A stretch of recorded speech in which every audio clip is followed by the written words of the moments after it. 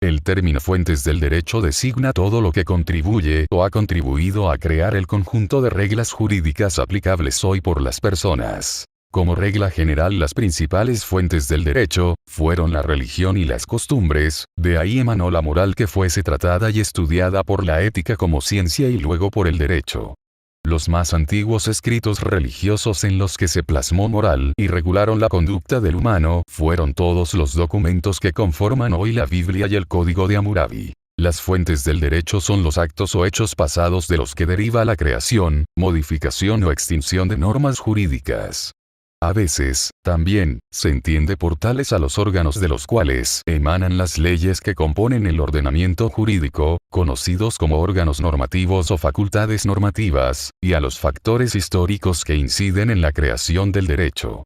De las fuentes del derecho se desprenden, respectivamente, las nociones de fuentes materiales, fuentes formales y fuentes históricas. Se denominan fuentes reales o materiales del derecho a todos los fenómenos naturales y sociales que dan origen a la norma jurídica, y que determinan el contenido de la misma. Tales fenómenos son el medio geográfico, el clima, las riquezas naturales, las ideas políticas, morales, religiosas y jurídicas del pueblo, etc. Las fuentes materiales del derecho son los actos o hechos pasados de los que se deriva la creación, modificación, o extensión de normas jurídicas. También se entiende por tales normas a los órganos de los cuales emanan las leyes que componen el ordenamiento jurídico, conocido como órganos normativos o como facultades normativas, y a los factores históricos que inciden en la creación del derecho.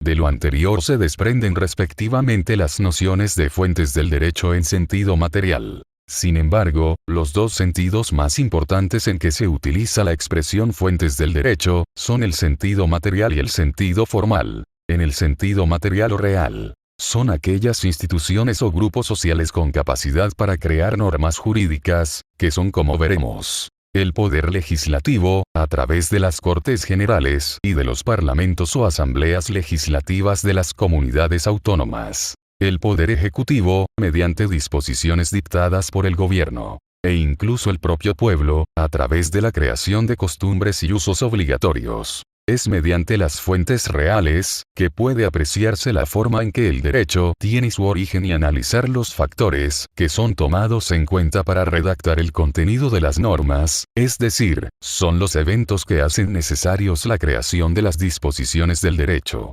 Las fuentes reales son aquellas situaciones que forjan el funcionamiento de cada sociedad y que se ven reflejados en normas jurídicas, por lo que son estas situaciones las que determinan su contenido y alcance. Las fuentes materiales son fuentes de exteriorización del derecho. De dichas fuentes nacen o se crean normas jurídicas que rigen una sociedad en general.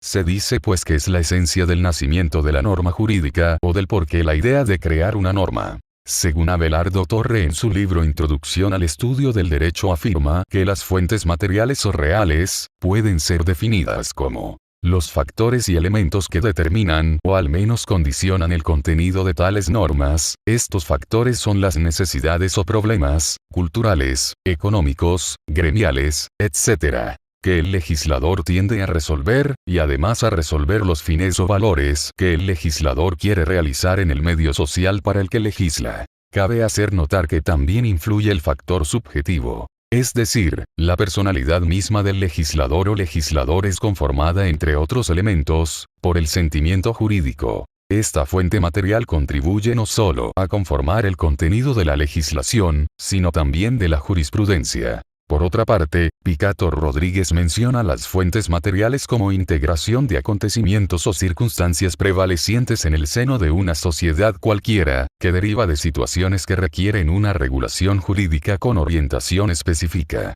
Se trata pues de cuestiones de hecho que imponen la necesidad de dar respuestas normativas a ciertas necesidades sociales. Alberto Montoro Ballesteros cita que las fuentes materiales del derecho son aquellas designadas por la doctrina como los factores, fenómenos o acontecimientos, de diferente naturaleza y significación, que contribuyen a determinar y fijar el contenido de la norma jurídica. Es decir que la expresión fuentes del derecho materiales indicará las diversas formas o categorías que las autoridades normativas deben utilizar para incorporar al sistema jurídico los materiales, documentos normativos y disposiciones, a partir de los cuales el resto de operadores jurídicos, y las mismas autoridades normativas, deben extraer las normas jurídicas. Por esa razón las fuentes materiales forman parte en todos los sentidos del derecho mismo. Como ejemplo de fuentes materiales o reales del derecho, tenemos el conflicto armado y el desplazamiento forzado en Colombia, millones de personas víctimas de grupos paramilitares, de guerrillas y bandas criminales fueron despojadas de sus tierras, por lo cual se vieron en la necesidad de abandonar sus hogares. Este fenómeno dio origen a la Ley de Víctimas y Restitución de Tierras, la Ley 1448 de 2011, o de Víctimas y Restitución de Tierras, es la ley por la cual se establecieron medidas de atención, asistencia y reparación integral a las víctimas del conflicto armado interno. La ley reconoce los derechos que tienen las víctimas a saber la verdad, a ser reparadas en el daño sufrido, no solo a modo de indemnización, sino también rehabilitación física y psicológica, la reparación simbólica y la restitución de tierras, a recibir justicia ya que los hechos que les causaron dolor en el pasado no vuelvan a ocurrir.